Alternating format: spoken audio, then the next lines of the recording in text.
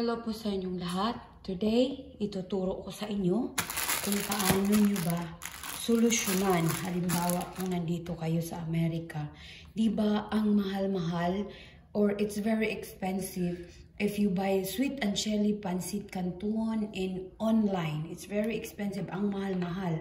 So ngayon, ituturo ko sa inyo ang gagawin nyo para it still taste or pareho pa rin ang lasa ng ng Pancit Canton sa Pilipinas at saka dito, gamit lang ang ordinaryong noodles. Okay, gamit ang ganitong klaseng noodles. Yung ramen noodles o anong klaseng noodles na makikita niyo sa store.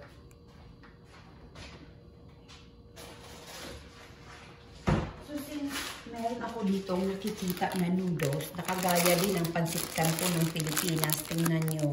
Kagaya talaga, it really is the same as the Pancit Canton in the Philippines. So, I will show you kung paano or ano ba yung nandito.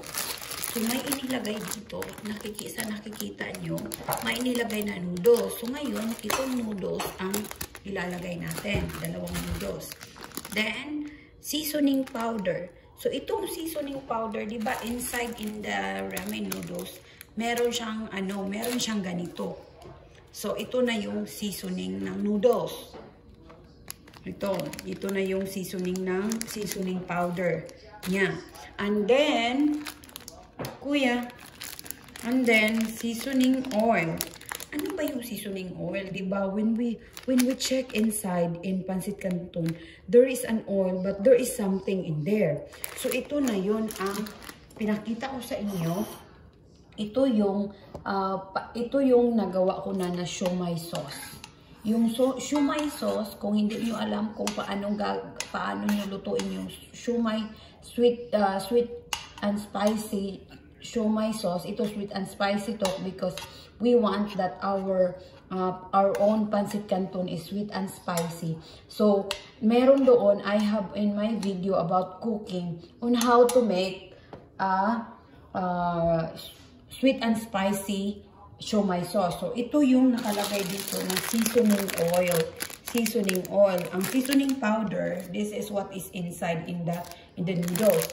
Then, meron nakalagay dito na chili sauce. So, makikita nyo, chili sauce. Or, since wala akong chili sauce, meron akong chili paste. So, mabibili nyo din to sa Asian store, chili paste. Then, diba, meron na tayong noodles. Ito. So, meron na tayong noodles na main ingredients. Meron na tayong seasoning powder. Meron na tayong seasoning oil. Meron na tayo ditong chili paste or chili sauce. The next is yung fried shallot. Since wala tayong fried shallot, we can make our own fried shallot. But, since we don't have, ito yung binili ko. Minced onion, parang fried onion pa rin siya. Diba? Parang fried onion pa rin siya. So, ito yung ginamit ko, minced onion. Yan, hindi siya powder, kundi minced onion. Then, next to that is the contents with soybean. So, next to that, ang ina-add ko pa is yung oyster sauce. So, makikita nyo, inside in the Pancit Canton in the Philippines, when we pour it, it's like sticky, right? I am thinking, why it's sticky?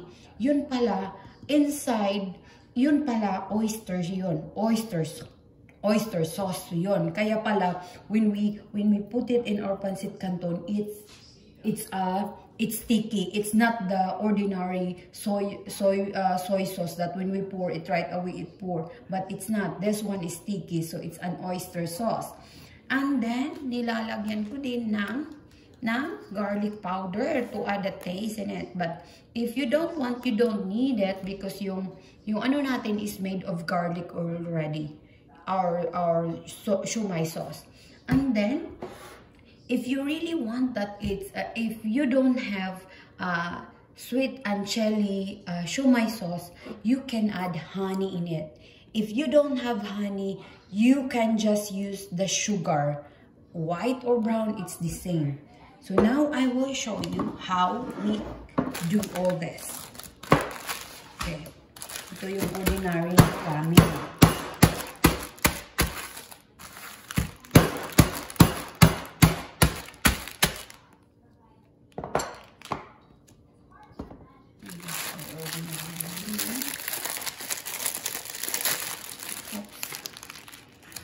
I don't put all the seasoning inside our noodles because it's too much. So in two ramen noodles, I will just use one. That's why we have more here already. So I just use one with this two noodles. So ito, I will just keep it.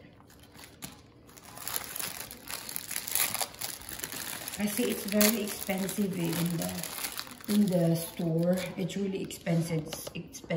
So that's what you're going to do. If you don't know how to make the seasoning oil, watch my video on how to make the sweet chili sauce or the hot and spicy. If you want the hot and spicy seasoning sauce for your noodles, for your Pancit Canton, all you have to do is just watch my video and make like that, and it's easy. Okay, and this again, so our ingredients are just the ordinary ramen noodles too, and just a little of this. It's like half of the teaspoon, half teaspoon of, it depends upon your taste, half teaspoon of the chili sauce if you want it hot.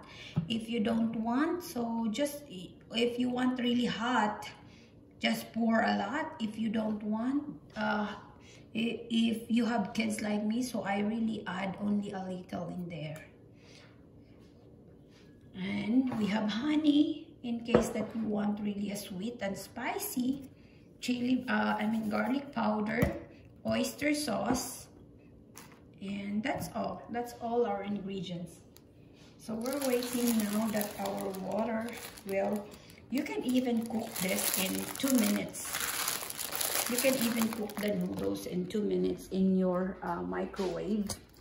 But I will show you I will really show you the way we did it. You can just fast forward, but if you want to know really the ingredients, you can just do like this. So now we're waiting, it's boiling, and we will put this in our pan.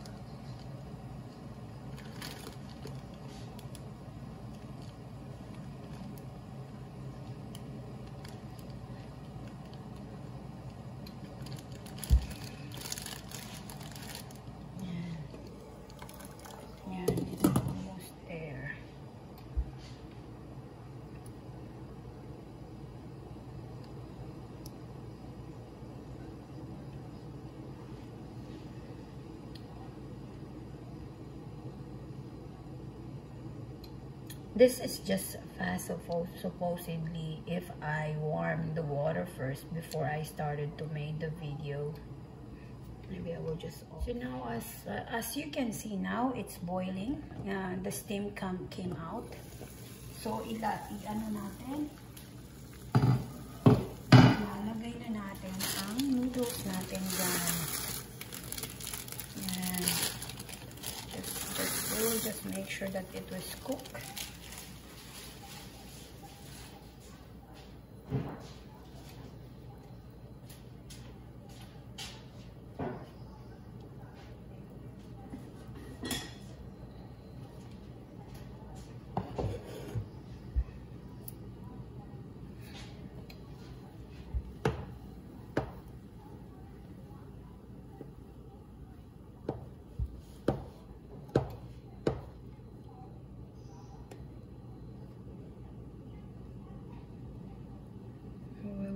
for another few minutes.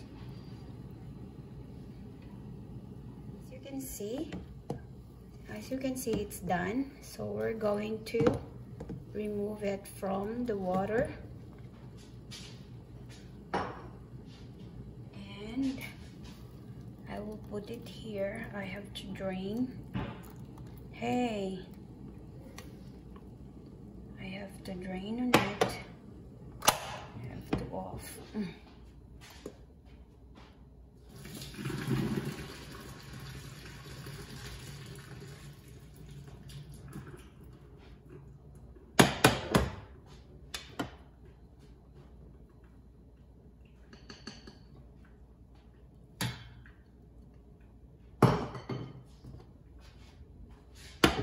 And here, since we have here, so I will show you how I did it.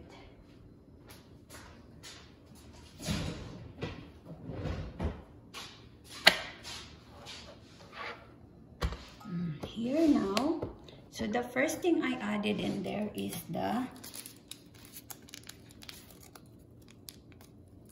itong powder. Then ang first nandun, noodles,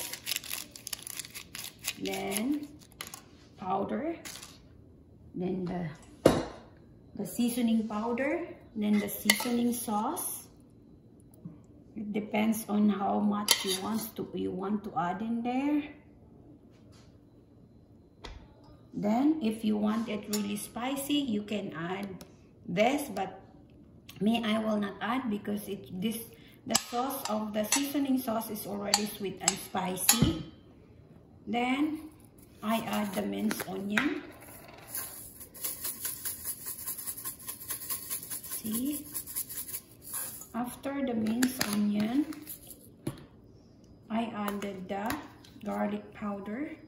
It's up to you if you want also garlic powder. Then I will add the oyster sauce.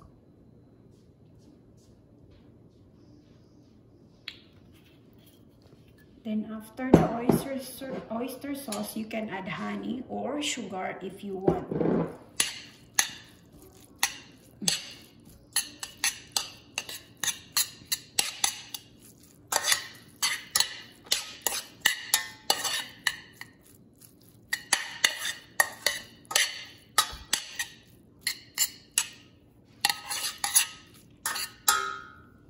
Ganyan lang. Kasi nami-miss namin. We miss the Pancit Canton in the Philippines. The sweet and spicy Pancit Canton. Yung Pancit Canton that we bought in the store in the Philippines. But here, it's very expensive. So, I just follow the ingredients. And this is what we have now. I can even add a little bit honey in there. Because my kids love sweet. Something like sweet and spicy. You can add honey. Or you can add just sugar in it. Directly sugar. Or you can even melt the sugar. Melt the sugar and then put in here. But if you have honey, it's the best if it's honey. See? We're done. I have already the Pancit Canton, the sweet and spicy Pancit Canton. See? Para-paraan lang yan for us to have something like what we have in the Philippines. Yan, sarap na sarap, diba? Diba? Yan. Yan lang po. Thank you for watching. Bye-bye.